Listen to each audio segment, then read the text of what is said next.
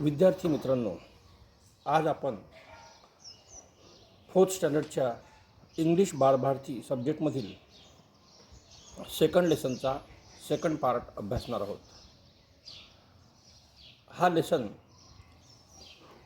इसॉपच्या नीतिकथांमधील एक भाग आहे व या इसॉपच्या ह्या नीतिकथा जगभर वाचल्या जातात.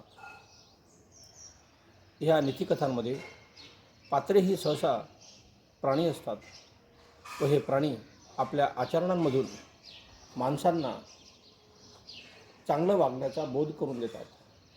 तर अशाच या नीतिकथांमधील आपल्या या कथेमध्ये कुत्रा व बैल ह्या दोन कॅरेक्टर्स आहेत व ही दोन कॅरेक्टर्स आपल्याला कशा प्रकारे बोध करून देतात ते आपण या पाठामधून अभ्यासणार आहोत. तर आपण सर्वजण इंग्लिश बालभारती स्टँडर्ड 4 या बुकमधील सेकंड लेसनचा सेकंड पार्ट सर्वांनी उघडा आणि मी वाचतो त्या ओळीवर प्रत्येकाने बोट ठेवा. The dog in the मेंजर. The dog म्हणजे कुत्रा आणि मेंजर म्हणजे गुरांच्या गोठ्यामध्ये त्यांचा चारा ठेवण्यासाठी असलेली ही जागा, ज्याला आपण आपल्या भाषेत गव्हाण म्हणतो, ती. Once a dog was looking for a nice and comfortable place to lie down. Once म्हणजे एकदा एक कुत्रा, लुकिंग फॉर म्हणजे शोधत होता, फॉर ए नाईस म्हणजे चांगली आणि कम्फर्टेबल म्हणजे आरामदायक आणि प्लेस म्हणजे जागा, टू लाय डाऊन म्हणजे पडण्यासाठी, आराम करण्यासाठी.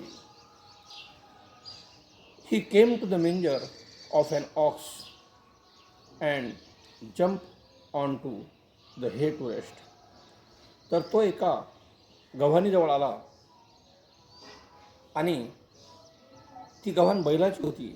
त्यामध्ये त्याने उडी मारली. त्या गव्हाणीमध्ये हे म्हणजे वाळलेले गवत, कापून टाकलेले गवत, आणि ते गवत टाकलेले होते त्याच्यावर तो आरामासाठी त्याने उडी मारली.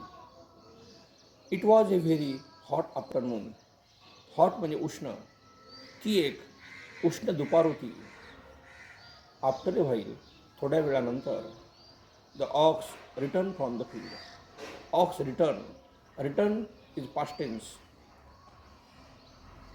ऑक्स रिटर्न बैल परतला. फ्रॉम द फील्ड म्हणजे शेत. तो बैल शेतामधून परतला. He had worked hard. त्याने खूप काम केले होते. त्या बैलाने अतिशय कष्टाचे काम केले होते. इन द हॉट सन, ह्या तळपत्या सूर्यामध्ये, तळपत्या उन्हामध्ये. And was now quite hungry, आणि आता मात्र तो हंग्री म्हणजे अतिशय त्याला भूक लागलेली होती, तहान लागलेली होती. He stood in his stall and was planning to eat the hay that was put in the manger for him. He stood म्हणजे तो उभा राहिला. स्टँडचा पास्ट टेन्स होते स्टूड. स्टूड. ही स्टूड म्हणजे तो उभा राहिला. इन हिज स्टॉल म्हणजे त्याच्या जागेवर. अँड वॉज प्लॅनिंग, आणि तो विचारत होता. टू इट म्हणजे खाण्याच्या. द हे म्हणजे ते गवत. दॅट वॉज पुट, की जे ठेवलेलं होतं. इन द मेंजर फॉर हिम, त्या गव्हाणीमध्ये त्याच्याकरता जे ठेवलेलं गवत होतं ते खाण्याच्या तो तयारीत होता. हाऊएवर, मात्र, when he reach for the हे, द डॉग सॉ हिम. मात्र जसा तो त्या गवताजवळ पोचला, जशी त्याने मान खाण्यासाठी आपली त्या गवताजवळ नेली, तसेच कुत्र्याने त्याला पाहिले. सी सॉ सीन. डॉग सॉ म्हणजे कुत्र्याने त्याला पाहिले. Standing in the manger, he began to bark loudly at the ox. Standing म्हणजे उभे राहत. इन द मेंजर म्हणजे त्या गव्हाणीमध्ये. ही बिगॅन त्याने सुरुवात केली. टू बार्क म्हणजे भुंकण्याची. लाऊडली म्हणजे मोठ्याने. ॲट द ऑक्स म्हणजे त्या बैलाकडे. भुंकण्याची त्याने सुरुवात केली. Each time that the ox came near the hay, the dog snarled, barked, and snapped at the ox. प्रत्येक वेळी तो बैल त्या गवताजवळ जसा तो बैल येत होता तसा तसा हा त्याच्याकडे भुंकत होता. He would not allow the ox to eat his hay. He would not allow. Allow म्हणजे परवानगी देणे.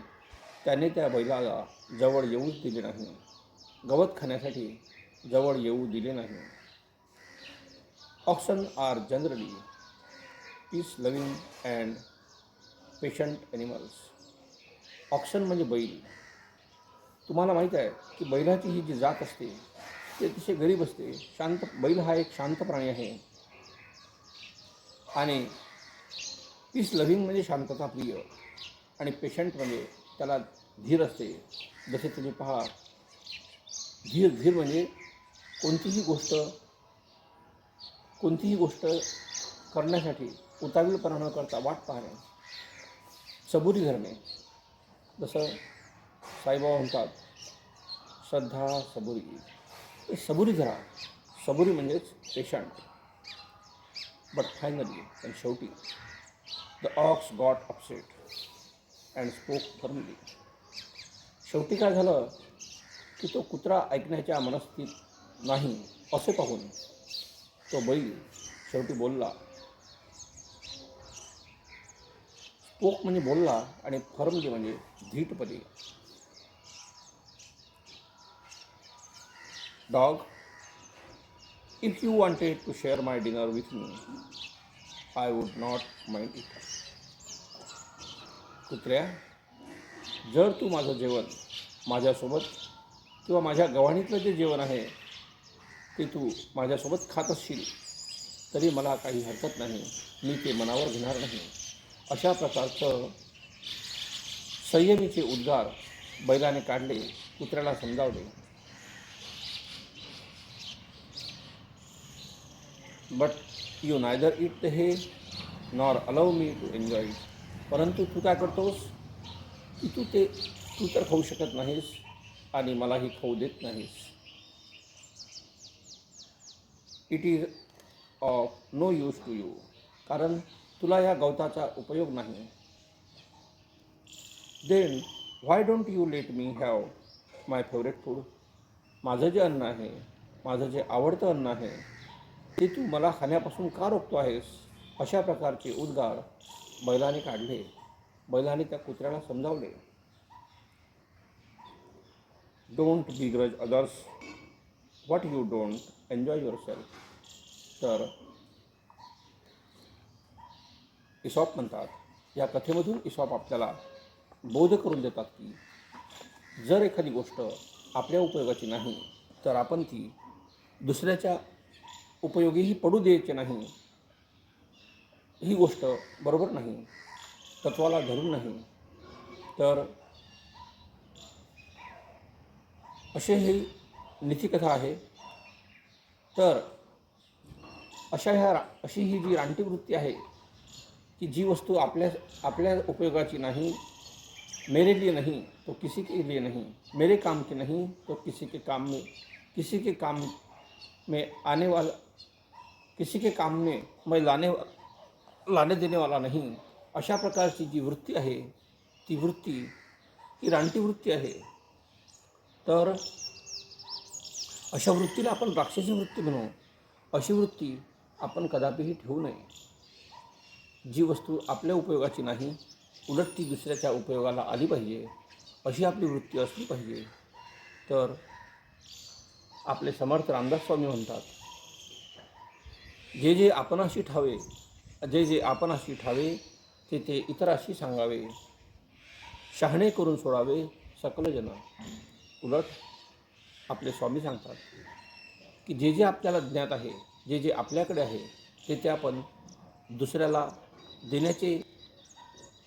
देत राहावे, दुसऱ्याच्या कामी पाडावे, अशी वृत्ती आपण जोपासावी. आणि हाच उद्देश इसॉप यांनी या कथेमधून सांगितलेलं आहे व हाच बोध आपल्याला या कथेमधून घ्यायचा आहे. जय हिंद.